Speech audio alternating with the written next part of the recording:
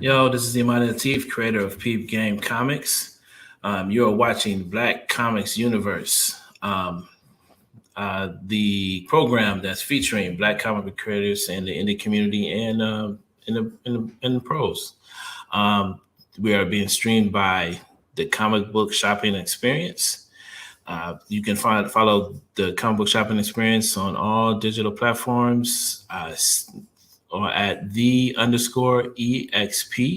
on Twitch, YouTube, Periscope on Twitter, and on Facebook. And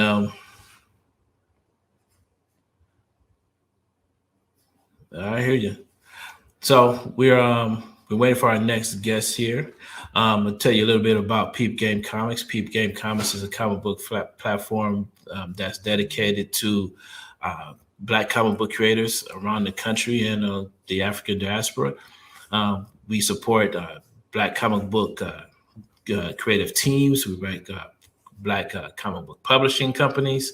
And at the same time, if you look at our titles that we carry, that they actually have extremely diverse creative teams as well. So it's not just there might be they're Black-owned companies, but they work with very diverse creative teams in terms of writers, editors, illustrators from across the country and across the globe.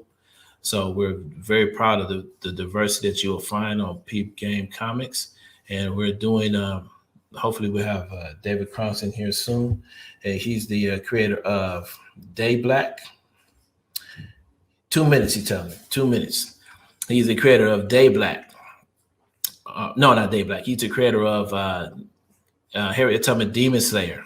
Harriet Tubman Demon Slayer, one of the top sellers on Peep Game Comics. It's on a tear right now. It's selling like crazy. And he is doing a ton of promotional stuff behind the scenes right now. And hopefully I'll be able to talk to him about what exactly he's doing, because I can't put my finger on what he's doing right now that's gaining so much momentum. He's one of the most popular indie creators right now. He's remained independent, but I believe at any moment he's on the verge of something huge. He's an actor. He actually he acts in a web program. Maybe we could talk a lot about that. And he's actually making I think he's filming some programs that feature Harriet Tubman Demon Slayer as well. So I'm very anxious to talk to him about that. Yep, here he is. My man. Hey. David Crompton. What up, people? The man, the myth, and the legend. Oh, snap. I'm a myth and a legend? Holy shit. Yes, you're a myth. You're a myth and a legend. Yes. Yes, I've done it. You're right. Now, real quick, I'm going to reset the room. You're watching Black Comics Universe presented by Peep Game Comics exclusively here on The Experience. Please help us out by hitting share and giving us a like and a follow. Then make sure to tune in for all our original programming 7 days a week. All right, David, we talk all the time, and now I brought you on here. Now, where would you like to start? Because I don't know. I'll tell you this. I don't know. I was telling you the other day, I don't know what you are doing, but it's like your book goes in waves. Like it's better, 1 minute we'll be, everything's running smooth, and all of a sudden it'll spike. And I'm like, what is he out here doing? And then I look and he's like, oh, you're doing this and that. Okay, maybe that's it. But sometimes I just can't pinpoint it. Sometimes it's just like people get this thing where they see your book, and it's like it's causes a frenzy. I don't know. I haven't quite put my finger on the phenomenon your book has. It's like there's still a ton of hype. I don't know what. Like, I wish I knew. No, man, you're doing something. You got to be doing something. I don't think.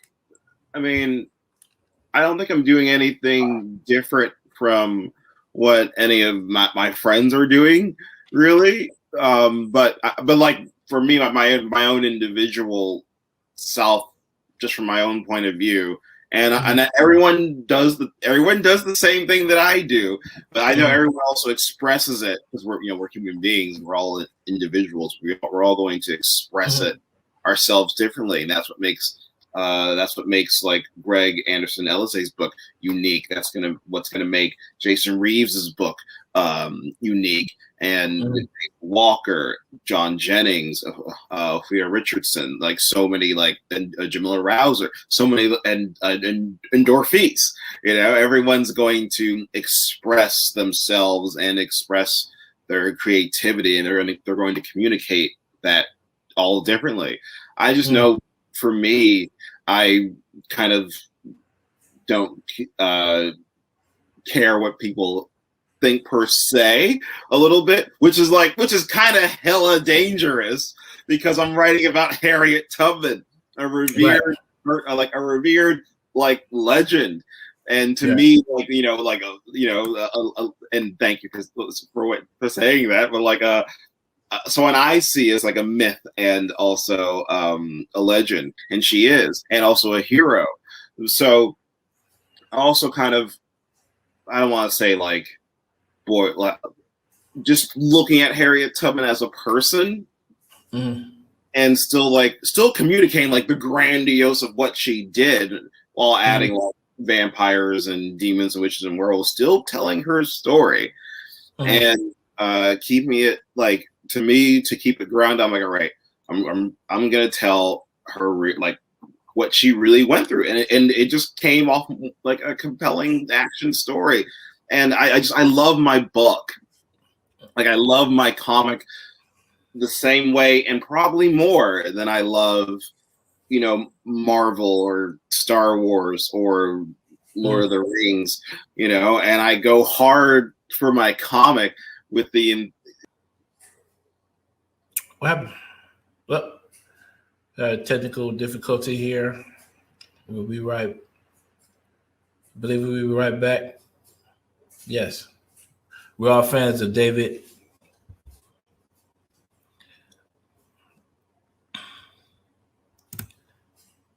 We also have another fan here. Great event. Love the conversations. Appreciate it.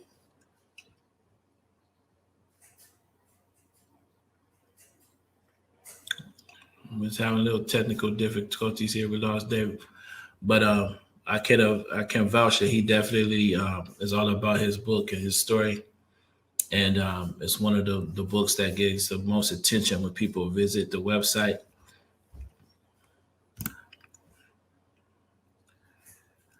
And we'll be right back.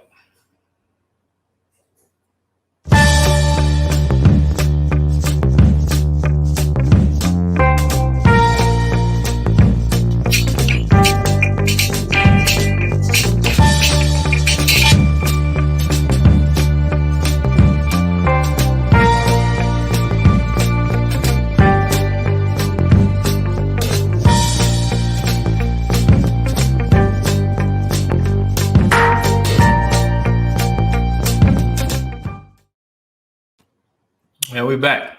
I don't know what happened. It's conspiracy. The people know. So that's like, what it is. Like that Negro was talking. Right. He says that Negro was confessing to his truth. Unplug his ass. Enough, boy. That's enough. That's enough. When we first started putting this idea together, it was like a lot of conversation, and this is like a recurring theme that basically, there's a definite delineation between what I see the indies are doing and what a lot of Black folks that are in the professional, world of comics that are working for larger publishers are doing, in the sense that more often than not, you'll find those creators that are working professionally, it's about the work for them. They want to be known to be, good writers and put together good material. And then their race or ethnicity or culture comes second. And I was bringing up the fact that for a lot of indie creators like yourself, that, we want to, you guys want to put together, put out quality work, but make no mistake, this is a Black thing, and we're going to make we're going to say some things and make some statements that are going to, might make some people uncomfortable. Yeah. And it's not going to may not be come across as politically correct or as safe as a lot of other, Black creators that are working more professionally might say or do. And I've learned to make a distinction, like, this indie community is definitely doubled down on the, unapologetically Black, idea. And you're definitely an example of that. Yeah, thank you, man. Thank you. For me, I'm just trying to tell the truth about what really went down, and have some, and I don't want to like boil it down to or belittle like the fact of like having fun with it, but also my comic book, I made that book first. It started out just for fun, but then this was during the time where like politically things were changing a lot in this country. Like, racism was like blatant in 2016. Like there was like a hilarious meme. It shows like Donald Trump and Hillary Clinton, and it's like, how would you like your racism? Would you like it subtle with nuance, or would you like it blatant and expressive?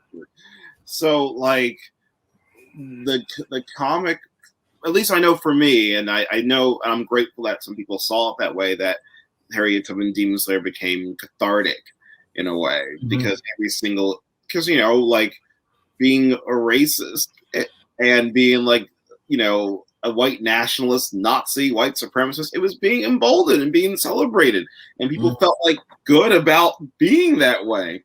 And I was like, nah, in my comic book, if you're a racist, you will get like slayed or punched in the face. Like every single issue, like a white racist gets hurt in every issue.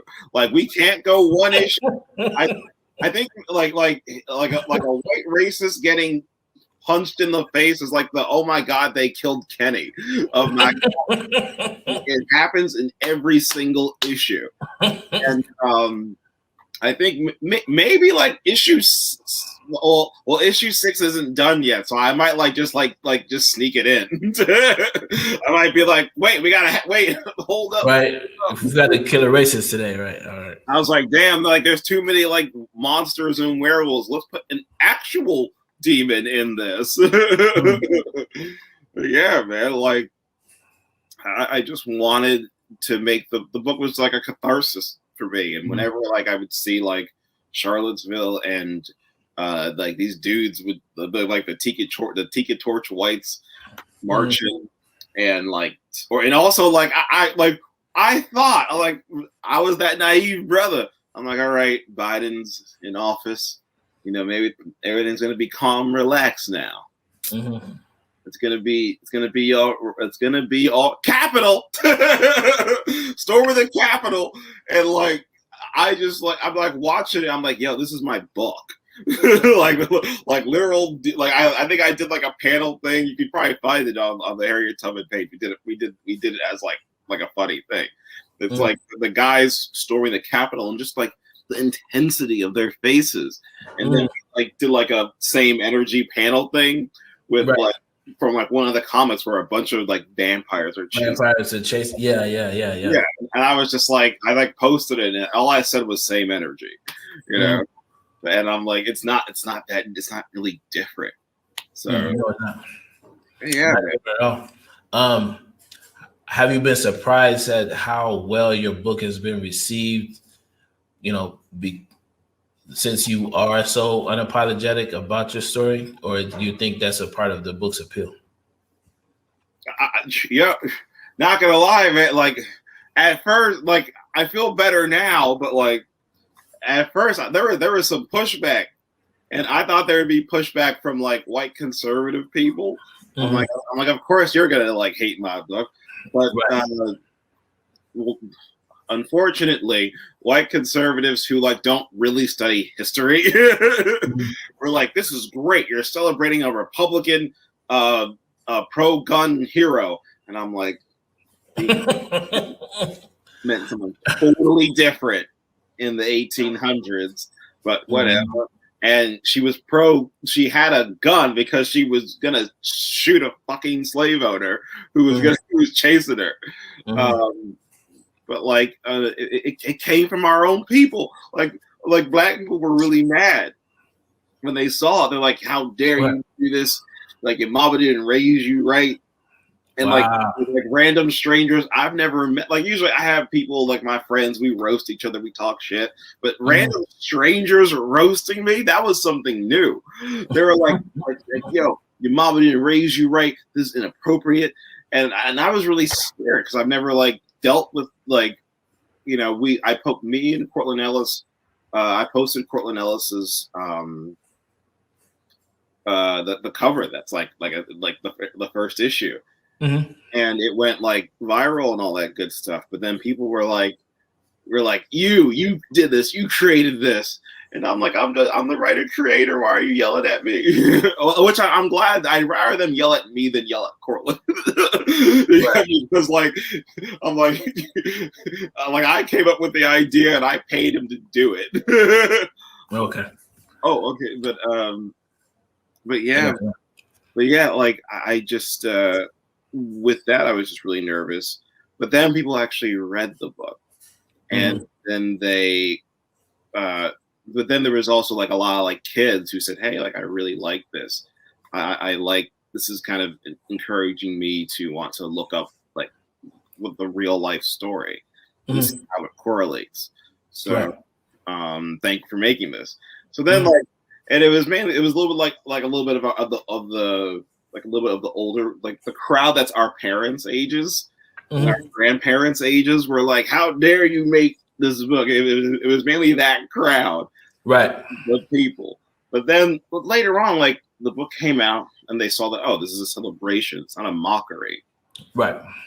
And they saw that and read that I'm actually truly trying to tell Harriet Tubman's story, and just using like vampires and demons and witches as metaphors for either things I don't want to spoil too many things, but like I'll just say like for white supremacy basically, and just have it be symbolic. So yeah. So what have you been doing recently that have you noticed that the book has sort of like picked up recently? I know you just put out issue 5, so yeah, there's that, but it just seems like there's a lot of energy around the book right now. Yeah, I think with I'm not sure if it's because of politics and that we have a black female vice president, like a mixed race female president, and the politics are kind of shifting on seeing more black women as the hero, and like the lead as a nuanced 3-dimensional character. I also like, we have 5 issues now, and issue 6 is coming out on June. Get ready, on Juneteenth. Okay. Yeah, so I think because before there was just one issue out, and there was just only one issue for a couple of months, because Kickstarters and things cost money and stuff. And then what's it called? Yeah, things cost money. And then issue 2 came out, I think, that following year in October, because issue 1 came out in April of 2017. And issue 2 came out on Halloween of 2017.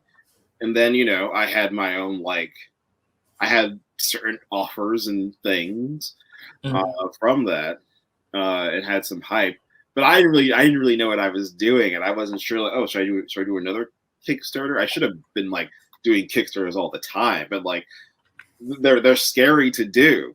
Mm-hmm. Yeah, it's like even like I was talking to a guy recently who has raised $1 million total, and I think he's done. I don't think he wants me to say his name, but he's done like 7 Kickstarters. And he was still like, man, I don't know if I'm going to make it this time.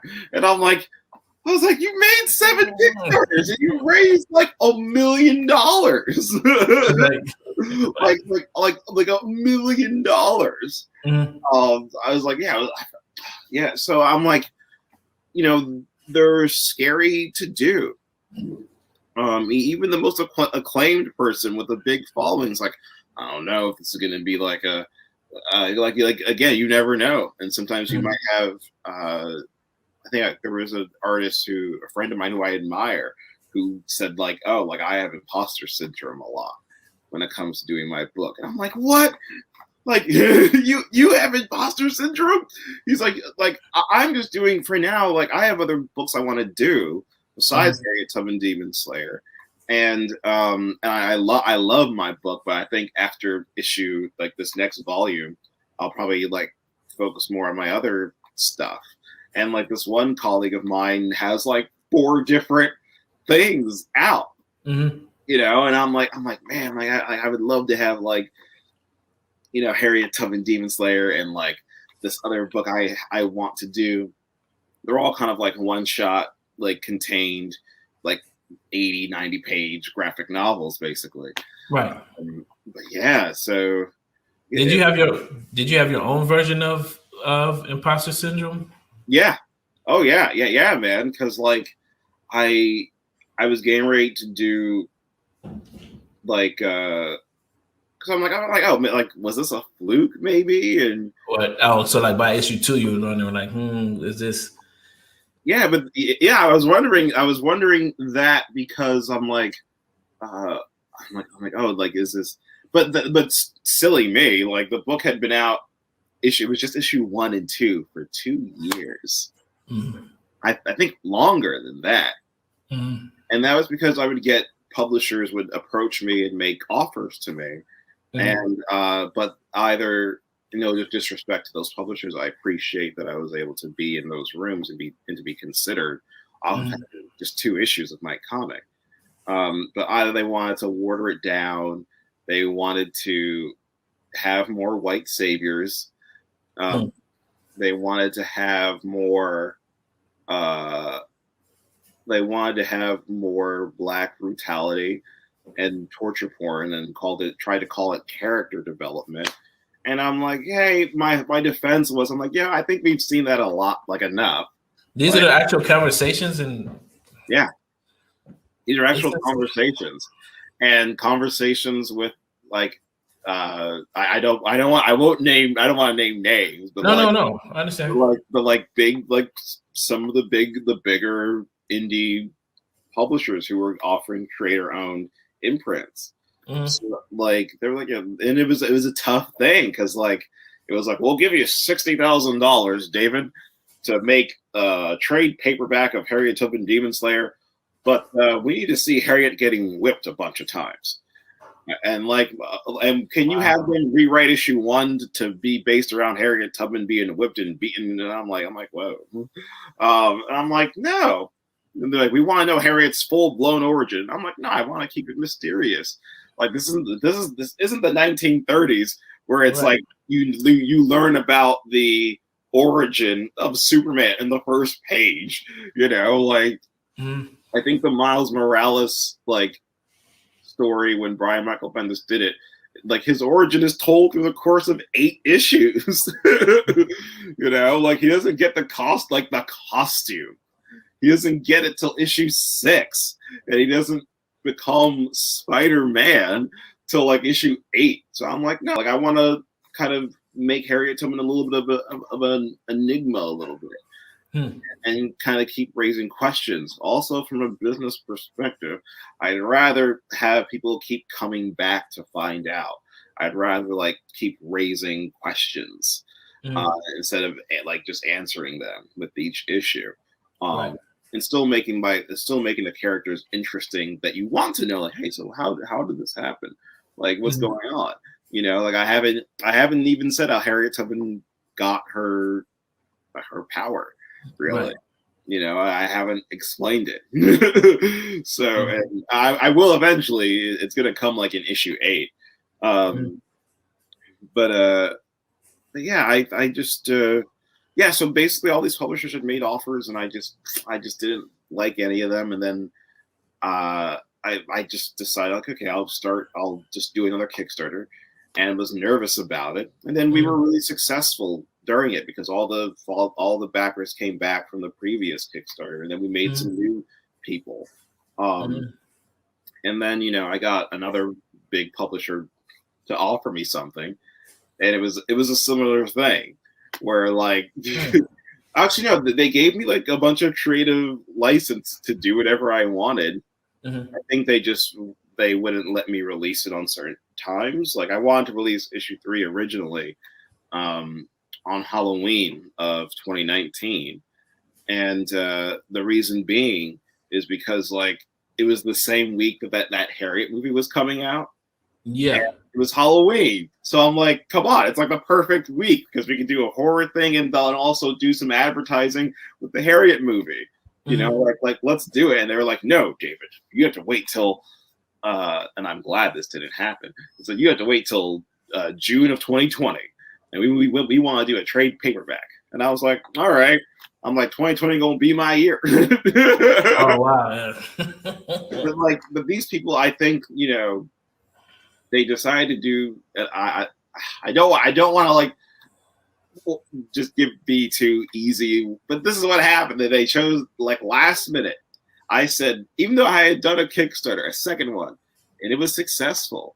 Mhm. Uh, I think the goal was like $20,000, and we raised over $22,000. Mhm. And what's it called? During a very difficult time. Like I very very silly of me. I launched this Kickstarter like the week Avengers Endgame came out, which was a Oh wow. big mistake. I've launched both Kickstarters at like terrible times for like nerdom and internet anything. Right. Like Mhm. I was launching my Kickstarter the the week that Avengers Endgame was coming out, and Mhm. the weekend that Game of Thrones had its last 4 episodes for the Mhm. series finale. So it was like a terrible time to do like a Kickstarter. So, but I just had to get really creative, and then that's where that energy comes from to go hard for your thing.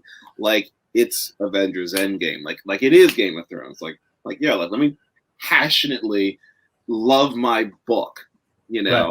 the way that I love like the MCU, and I did that for 4 very long weeks. Mhm. like Mhm. like 4 weeks, man, of that, and that's every single day posting. That's every single day, and I had friends and I had help. Um, what's it called? Sharing on my behalf and getting friends who either if they didn't have the money, they would just tell people about it and Mhm. posting every. And I and this was a harder kick. The second Kickstarter was harder to do because I had a full-time job. Right. Um, I had also started a full-time job. So I was in training for this job while doing this fundraiser and like trying to eat and raise all the money at the same time. And we did it, but yeah, it went great.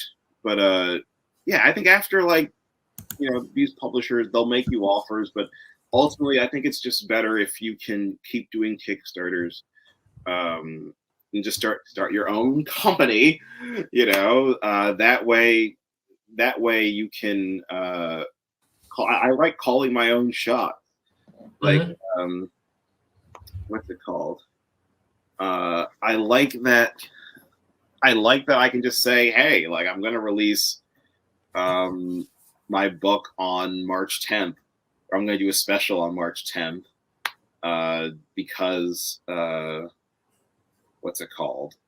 Because it's Harriet Tubman Day, and I want to release this issue. Or I can say, hey, I want to do it on Juneteenth because I think this is like nothing screams like the celebration of slavery being abolished than releasing a comic book about Harriet Tubman killing racist demons. Right, exactly. What's it called? Oh wait, I'm looking at the chat. I'm just noticing the chat. We'll be right on the chat, yeah, we got some fans. You got some fans. Mind the F-bombs, please. We can get away with a lot, but not. Oh, sorry about that. No. Oh, and Stephen Harris. You're getting a big Harriet energy. Yes. And Stephen Harris, he did the cover of issue 4, and it's dope and it's amazing. Like I think we're gonna do a poster of it at some point. Can you reach out to John Jennings? Wait. Oh, that was. That's me and the producer. That's me talking. I'll ignore that. But yeah. But, like I just think it's better if you can. But like if you meet like someone who I love it. I love you too, Northeast. Look what you did to my voice. No, but I think if like what I ultimately want to do, you know, with this company, you know, I'll probably just keep self-publishing my own stuff under this imprint, and hopefully, like within the next year, I want to take on other people. There's like 2 people I want to like publish and kind of invest in, and the goal of Kingwood Comics is to do what Image Comics or Skybound Entertainment does, but for mostly Black creatives. Because of it, like I hear white people tell me, oh, I think your comic book should be easy to get like a deal or something like that, and I'm like, yo, it was hard. I had to like with like not to say like I had to put up with a lot, but either it's a lot of rejection or it's like you will do this, but you must do it our way. Yeah. I'm like, no, I don't want to. I don't want to put more torture porn in my book. I think we've seen enough. Mm-hmm. I think we've been traumatized enough. You know, like I'll like we see it in the news and we see it captured on cell phones. Mm-hmm. I personally, you know, the reason why Black Panther is a big deal is because at that time, you know, we haven't really seen ourselves reflected as kings, right? Princesses, queens, scientists, warriors. I was like, what? And it's like a present day thing.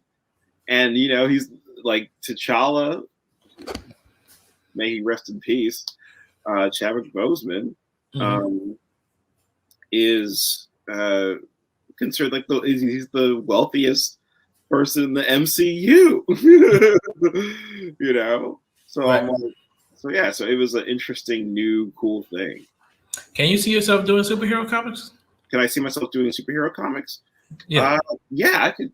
Oh, yes, I could. Hold on one second. I think someone's at my door. But yes, I could. Oh, yeah.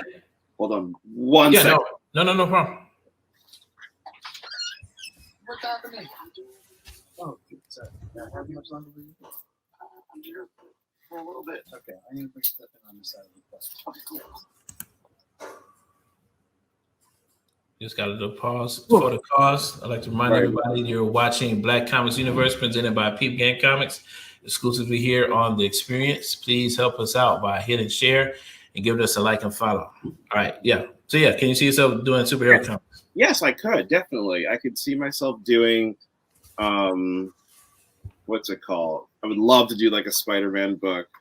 I'd love to do a, what's it called? Well, they've done enough Superman books. They should keep doing that. I would love to do. I had an idea for like a Black Panther book a while ago. We'll see what happens with that. I don't know what'll happen. Okay. but yeah, I would love to do it. Like that's how I got started with this. You know, Okay. well, like that's my foundation basically. Okay. No, because I was asking because I have my wish list of whenever the big two make a huge announcement, I'm amazed at how rarely they reach out to some of the big names that I see doing things in the indie community. It's like I'm amazed at how they haven't quite made a connection. It's sort of like, I don't want to, pick on. I'm trying not to pick on any one particular publisher, but it's like when I've seen some moves made, and sort of like if you're not already part of the machine, you're not necessarily being chosen by some of these, Yeah. But I'm seeing like, but yeah, I have a short list of creators like, yeah, I would love to see, I love to see what David would do on Blade or whatever. You know what I'm saying? It's like I would love to see what I would do with Blade. yeah. It's like I would love to see what you would do with, if they gave you the toys, knowing how well you're doing, seeing what you're doing out here. It's like I think they're starting to slowly open that up, like to some certain Black artists. Like I know Nicholas Draper-Ivey, he's doing Static now, and before he was just doing his own books. What's it called? And just kind of focusing on his own independent stuff. I think DC Comics noticed him recently, and they gave him an offer, and now he's doing Static, right? For, I think 6 or 8 issues or something. And I'm like, yeah, I'm like, dude, do that forever. And by forever, I mean like maybe a year or 2 or 3 years, basically. Right. I'd love to do Batman. Would love to do like a Batman book. And I already have some I've just done like just for fun as fun fan fiction. Just in case like an editor is like, hey, I would like to work with you or something like that. I do have something to do, because I know there was one editor who said that he from DC, and they say we judge a lot of people's writing based on how they write Batman, or for illustrators for Marvel, they judge illustrators based on how they draw Spider-Man, just to see like your storytelling and attention to detail. Okay. And I was like, all right, cool, awesome. So, for DC, would love to do Batman. I'm sorry, he's great. I love him. I'm a big Batman person. Okay. What's it called? And I think there's still so much to say and do with that character. Even yes, he's 80 years old, but like they still keep on doing cool things, nuanced wise. Right. Superman. I think they haven't gotten it with a movie yet. They've gotten close. Close. Like, and I'm not talking like the 80s Superman. That's cool, but I want to see Superman like punch a dude just as strong as him in the face, and still like have like, and yeah, this is like kind of controversial, but like this is a controversial thing. Like, the whole Justice League thing, yes, Josh Whedon is trash. He's trash. But like, and I hate how Superman had a weird CGI mustache thing happening. But I'm like, yeah, like, but that whole entire performance, like that's I saw comic book accurate Superman. I saw like a dude that was extremely powerful, but also like a very humble, like nice person. I'm like, when I watched the movie, I was like, this movie's terrible, but that's Clark. Right. Bad, but like, goodness, like Josh Whedon did a good job rewriting Clark Kent dialogue a little bit. Everything else, I'm like, throw it away. Right. Throw this away. We got a comment here on that point. Keithan Jones says we have to watch that we don't give away our opportunities to the big two. There's a whole new readership out there that's not loyal to anyone. Yeah, I agree with that. Like, someone asked me, like, hey, would you still like do Harriet Tubman Demon Slayer if you were to do like if DC was like, yo, we want you to do your own, we want you to write Batman. Like I would like I'm married to this. Like this is my wife and kids. Right. Like DC, Marvel, I would like date them casually. Like it would be a casual, loving relationship. I'm like, all right. Like they're like this is a terrible analogy. But that's like my mistress in a weird way. Like, all right, like I will date Marvel and DC for 6 months, but I am still going to. It's almost like how Robert Kirkman, he did Marvel Zombies and did certain like Marvel stories because he's like still a big fan of like those heroes and that mythology, but you know, he loves playing in his own like field a little bit and doing his own thing, and he just likes to do those things just for fun. You know, like I think anything that I end up doing is just fan fiction with a really big budget. So we'll see. Like there hasn't been any offer yet from like a DC or like I think the closest thing that happened with like an offer from Marvel is I think an editor from Marvel picked up my book. He picked it up too, and then made an offer to Joey Vasquez, which was great. No, Joey Vasquez deserves it. I'm like extremely happy for him because he's doing like I think the story had been he had been working for Marvel but just doing promo work. And they didn't know that he did sequential work. And I'm like, yeah, he's great. He did issue 2 of my comic, and he's great. And so Joey was supposed to do issue 3 of Harriet Tubman Demon Slayer. And then he got offered like a big deal at Marvel. Like he got offered like a Marvel team up book, and then he got offered a Spider-Man book. And I said, hey man, do you have time to draw issue 3? I just did this I'm gonna do a Kickstarter. He's like, dude, I'm sorry, I'm booked for the next 18 months. Man. And I'm like, yeah, do you? Because like those Marvel checks, those Marvel checks extend. like they extend, and like I mean, I hope to get, I don't know if to get to Marvel like it would be cool just to get to like a Skybound thing. Right. Well, when I was asking us, like as far as superhero books, I was talking about like your original character is like a superhero character in your work. Yeah. Oh yeah. Yes. Like there's a. I have to reframe how I'm going to do this story because it's a little bit.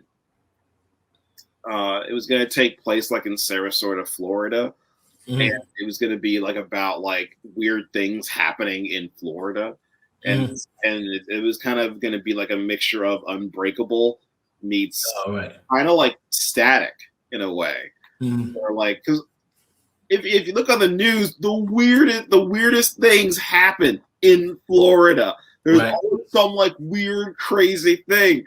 And I'm like, yo, someone should make a TV show about it. So I was like, okay, what if I did a comic book about that, but made it like a heightened thing? And there's one guy who's like good, who's like, or thinks he's good. And he's trying to like stop bad people from hurting other people. So I'm going to do that. And it was going to be like a vigilant superhero story. Then it was going to be called Florida Man. Yeah, and like so like I was like working on it, and because you know it's like this dude who's like he's not rich or anything like that, he just wants to like help other people, but I'm like I'm still working on that story a little bit, so I'll probably like in like 2 or 3 years I'll do it. No, I'll be interested to see you do superheroes. I'm anxious to see that. You know, I don't think I've ever asked you about the TV show you're on. You're acting. Oh yeah, I'm an actor. I like forgot. Oh yeah, I'm acting. Like I forget that sometimes. Yeah, I'm on this show called Bubbly Brown Sugar. It got picked up by Urban Flicks. Oh, okay. Which is like it's a black owned what's it called site, that's streaming site, and they're great and they're amazing. Tamla Baldwin's the creator of it, and yeah, it's been winning a lot of awards, and it's like a romantic, comedy, and just with an ensemble of like a black led cast. Mm. And I play like a family man, like a happily married family man with kids. So it's like, so I'm really acting. I'm like really acting. Wow. So what's it called? One day, I will be like you and Jason Reeves and have a family. Oh, okay. Like, one day. You're getting out of training now. You actually, you can at least, fake it till you make it. Yes. Yes. Make it till I make it. Oh man. But yeah, Wow. so yeah, just doing that. What's the story? What is it about? Is it sort of like a family sitcom, or how is it? It's basically about these two groups of friends, right? Tamla Baldwin plays this woman who keeps having these really like intense dreams about like this man. And this guy, Rich Lowe, I play one of his best friends. His character is also having really intense dreams about meeting this woman. And it's kind of like about how like the universe is conspiring and pushing these two together in a way. And they kind of keep missing each other. So it's kind of like How I Met Your Mother in a way. Oh, okay. It's kind of like mystical in a way. But yeah, it's just a positive story about love and about heartbreak and about friendships and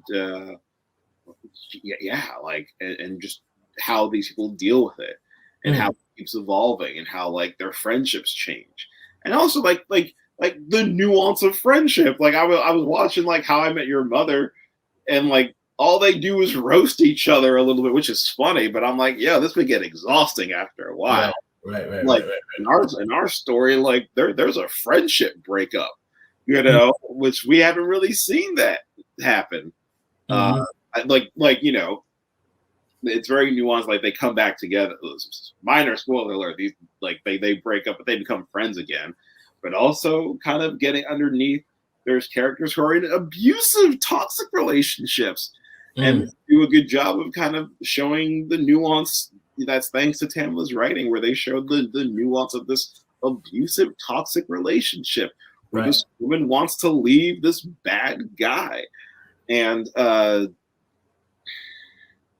he wants to leave this bad guy, but like she's like, oh, I can't. Like she says, oh, it's my fault that that happened. And it's like, no, from I think we watch things and we say, oh, like this person's in an abusive relationship, they should leave. But they don't. And it's a bit of a thing. So now, have these worlds converged at all? What you're doing? Because I do see that you're doing some filming for a Harriet Tubman Demon Slayer, like what short film? Yeah, it was a commercial. Okay, so it's like how those two worlds have converged? Your acting career and your comic book career. Yeah, I think like with directing, it's I've done it two times, and like 5 years apart from each other. And I think with this, when Chapter 5 was coming out, and I wanted to just kind of be loud and creative in a way. And a good friend of mine, who was my friend Lex, was the cinematographer on it. And he's like, dude, I told him, like, yeah, I want to direct a commercial, but like probably later down the road, like I'll do it. And he was like, hey, I'll be in Jersey at some point, like just to hang out and see some friends. Like we should do something. And I said, are you sure? He's like, yeah, let's do it. He's like, you should do it. So I said, all right, cool. Like, I'll plan it. And, we did it. We had like an amazing group of people. Like a lot of my friends came to help me out and make it happen. And there was a lot of things. There was a lot of changes that happened as we did it. I had a script and we were going to stick to this script, and then that commercial evolved and changed the other things because but they don't show you all the behind the scenes of like directing and filmmaking. Right. A lot of things will evolve and change. Either someone will get sick, or someone's not available on this day, or maybe a location might fall through, or a costume might not work out, or equipment might not work a certain way. And I was just grateful that people were happy to be there at least and to help me out during it. And people want to help us do it again in a different way. What's it called? But yeah, so it was cool. It was cool. Yeah, we're hitting up on 10 minutes though. But I've been asking the writers this a lot, because since writers, like your story, you're one of those writers that definitely keeps a tight ship as far as your storyline. Like, what's going to happen by issue 8 or whatever the road, whatever down the road. And it's like you have this whole story mapped out. As a writer, and as far as your career as a writer and as far as comics, how much of this have you mapped out? Like, you saw, okay, at this point, this is going to happen. I'm going to be at this point here.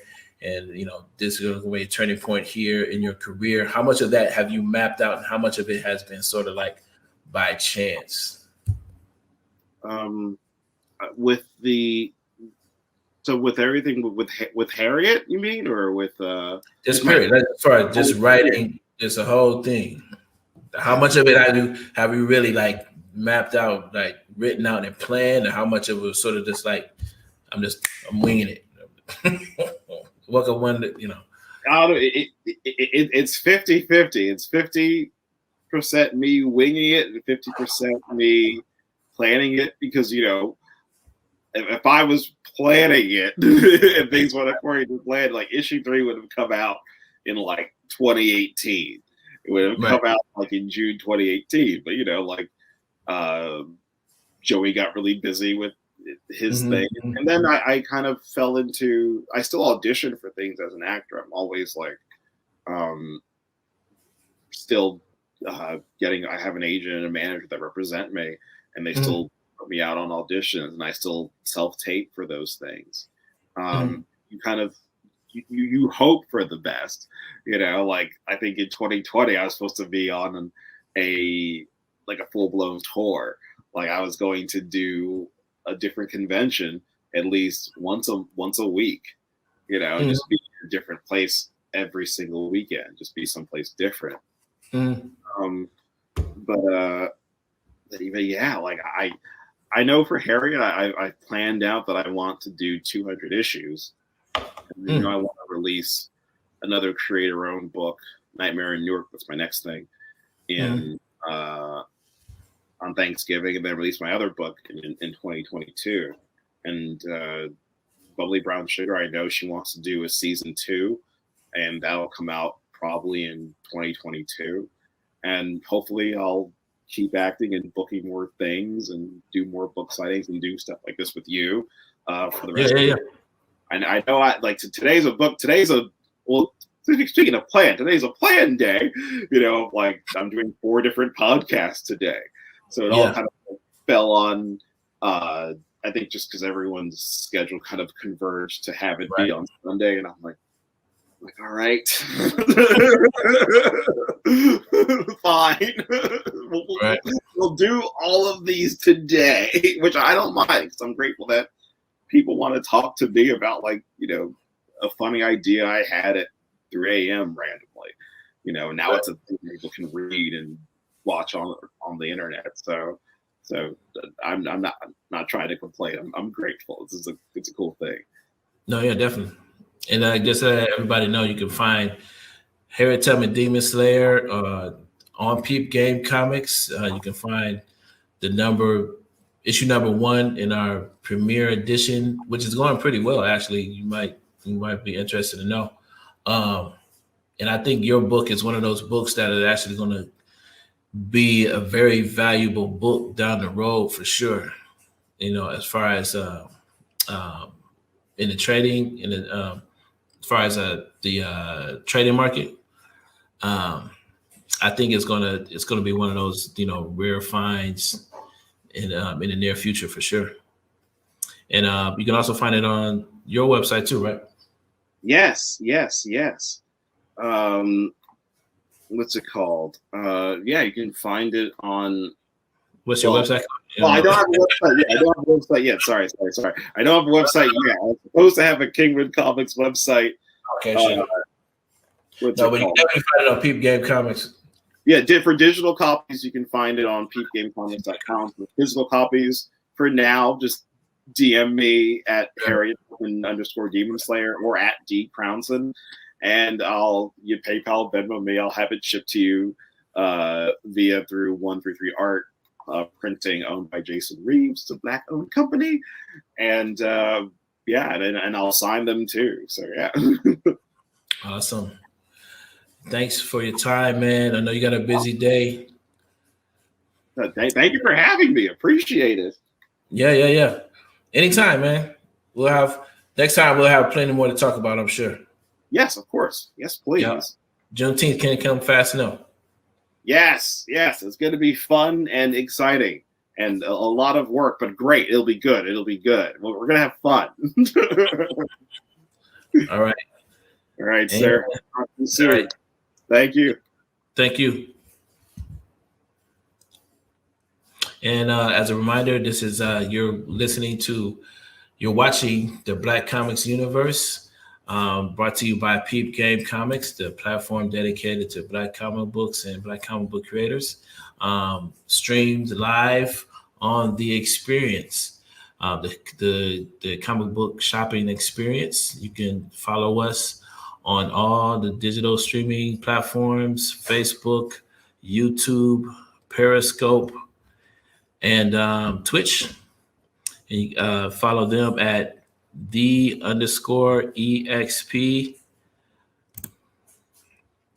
And please follow, like, and share the video today. And we'll be right back.